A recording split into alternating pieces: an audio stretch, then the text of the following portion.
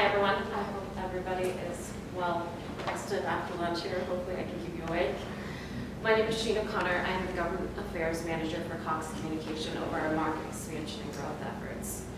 And I want to start off by leaving you with a statement. And that statement is, death is distance.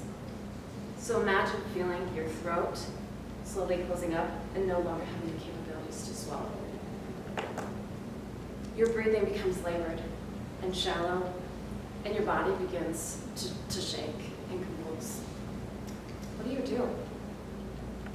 I live in Pima County, in the Santa Rita Mountains, and the closest hospital is more than 45 minutes away. What if you don't have time to wait?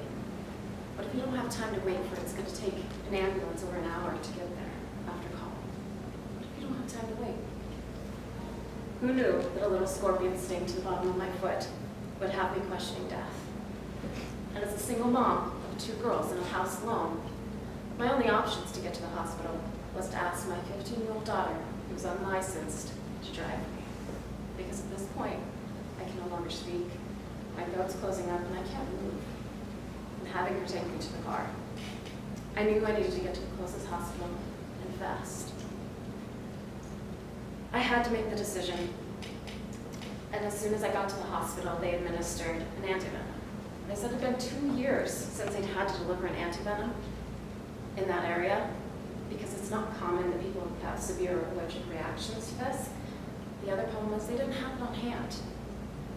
Rural area, rural hospital, small. They had to call poison control. They had to have it brought to the hospital, so now I'm waiting even longer.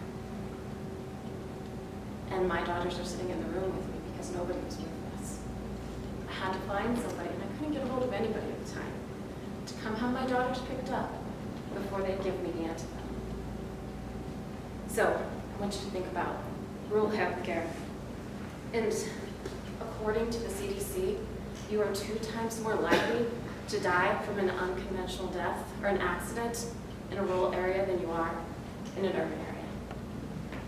So I interviewed Dr. from Nogales, who works at a rural healthcare clinic, Mariposa Health, and he told me about pregnancies. And that 30 minutes after a woman has an emergency pregnancy issue, she only has 30 minutes to deliver that baby safely, and her life is at risk. 30 minutes, that's it. So I want you all to think about, how do we fix this issue? How do we make sure that everybody has equal access to health care in rural communities? We need to go to our legislated officials. We need to make partnerships. We need to work on the infrastructure to make these rural areas better. We all need to come together.